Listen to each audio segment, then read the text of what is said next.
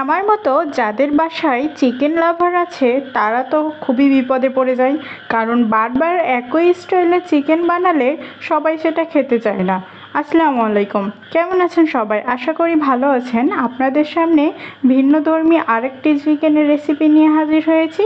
আমি কিন্তু চিকেন খেতে অনেক বেশি পছন্দ করি, তাই আমি সবসময় চেষ্টা করি চিকেনটাকে এক এক সময় এক এক রকমভাবে বানানোর।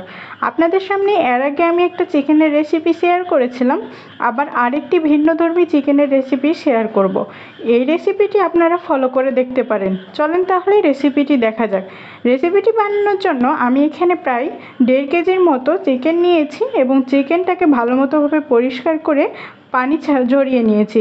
এখন এই চিকেনের মধ্যে দিয়ে দিচ্ছি 1 চা চামচ হলুদ গুঁড়া এবং 1 চা চামচ নুন। এখন এইটাকে ভালো মতোভাবে ম্যারিনেট করে রেখে দিব। এখন অন্য একটি পাতিলে আমি দিয়ে দিচ্ছি পরিমাণ মতো তেল।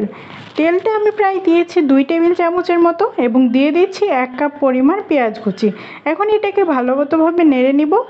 আপনারা কিন্তু চেষ্টা করবেন চিকেনটা যেন অবশ্যই পানি ঝরানো থাকে, না হলে কিন্তু বেশি পানি থাকলে সেটা কিন্তু রান্না ভালো হয় না। এখন পেঁয়াজটা যখন ভালো মতোভাবে নাড়াচাড়া করা হয়ে যাবে তখন আমি এখানে দিয়ে দিব আদা রসুন বাটা এবং জিরা বাটা এবং সাথে দিয়ে দিচ্ছি কিছু টমেটো কুচি এবং দিয়ে দিয়েছি কাঁচামরিচ। যখন টমেটো কুচি দেওয়া হয়ে যাবে তখন দিয়ে দেব লবণ। সবসময় মনে রাখবেন টমেটো কুচি দেওয়ার পর লবণ দিবেন, তাহলে টমেটোটা সহজে গলে যাবে। এখন এই মিশ্রণটাকে আমি ভালো মতোভাবে কষাতে থাকবো। অবশ্যই কষাবেন এবং সাথে দিয়ে দিব ঘরোয়া কিছু মশলা, যেমন হলুদ গুঁড়া, ধনিয়া গুঁড়া।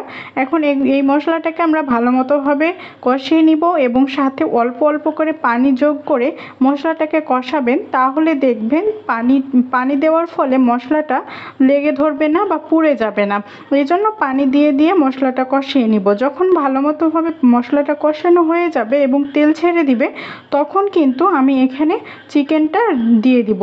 যে ম্যারিনেট করে যে চিকেনটা রেখেছিলাম ওই চিকেনটাই এখন দিয়ে দিব। এখন ভালো মতোভাবে কষাতে থাকবো। অবশ্যই মনে রাখবেন ম্যারিনেট করে কিন্তু বেশ কিছুক্ষণ রাখবেন। আমার এই রেসিপির কিন্তু অন্যরকম একটা সেটা হচ্ছে টমেটো। এর আগের রেসিপিতে আমি কিন্তু কোনো টমেটো ইউজ করিনি। অবশ্যই কিন্তু এই রেসিপিটাতে টমেটো ইউজ করার চেষ্টা করবেন, তাহলে দেখবেন স্বাদটা একটু অন্যরকম হবে, খেতে অনেক বেশি ভালো লাগবে। যখন ভালো মতোভাবে কষানো হয়ে যাবে তখন আমি এখানে পানি দিয়ে দিব পরিমাণ মতো। আপনারা ঠিক যে পরিমাণ গ্রেভি দিয়ে রাখবেন তার চাইতে অল্প কিছু বেশি পানি দিয়ে দিবেন এবং সাথে দিয়ে দিবেন কিছু গরম মশলা গুঁড়া।